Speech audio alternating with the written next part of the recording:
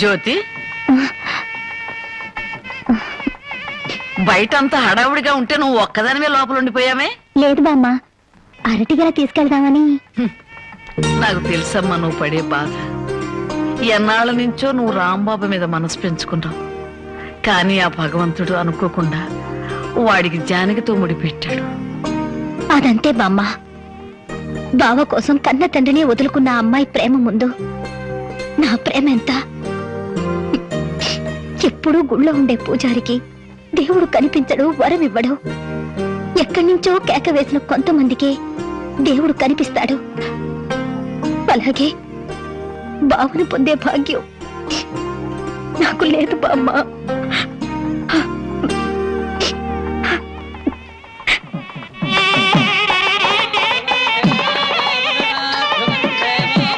అన్ని పెళ్లిళ్ళలో పెళ్లి కొడుకు ఎదురు చూస్తాడు. ఇక్కడేంటమ్మా పెళ్లి కొడుకు కోసం పెళ్లి కూతురు ఎదురు చూస్తుంది? అవునే చోద్యం. ఇంతకీ పెళ్లి కొడుకు ఎక్కడ? బామ్మ, ప్రతిరోజు పేకాడుకుంటూ సోగ్గాడిలా సంతోషంగా ఉండేవాడిని. ఈ రోజు నాకు పెళ్లి చేసి నా జీవితాన్ని సర్వనాశనం చేయాలని ప్లాన్ చేస్తావు. పెద్దవాళ్ళు పట్టుకొని ఇష్టం వచ్చినట్టు మాట్లాడతావు. ఈ పెళ్లి సభ్యంగా జరిగితే మహంకాళికి మేకపోతు కొలిస్తాను మొక్కుందంట. ముక్కుందా? ప్రతిసారి ఏదో ఒక ముక్కుపుడి పేరుతో ఊళ్ళో ఉండే మేకపోతలన్నింటినీ ఇలాగే కోయించేసింది ముసలిది. ఇక కోయించడానికి మిగిలింది నువ్వే. పెళ్లి జరగాలి కానీ అదంతసేపా? నన్ను వదిలిండ్రా, హ్యాపీగా పేకాడుకుంటాను. నన్ను వదిలిండ్రా రే, వదిలిండ్రా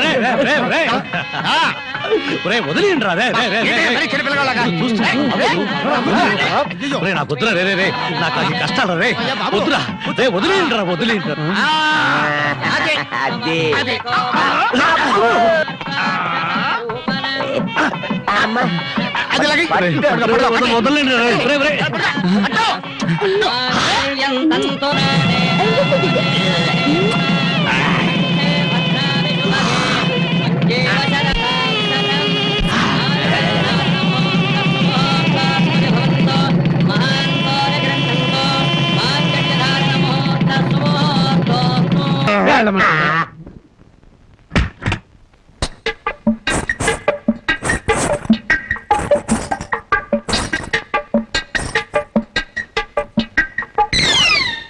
ఏంటి బాబా ఇంత ఆలస్యం?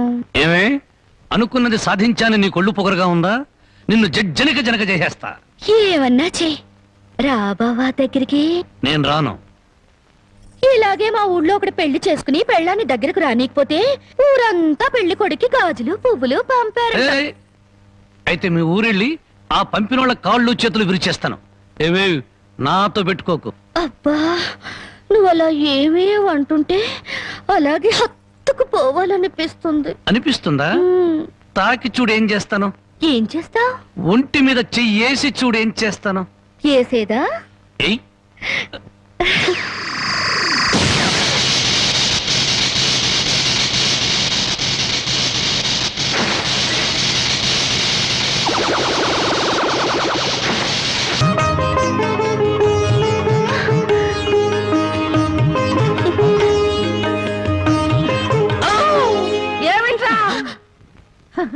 మా నాయన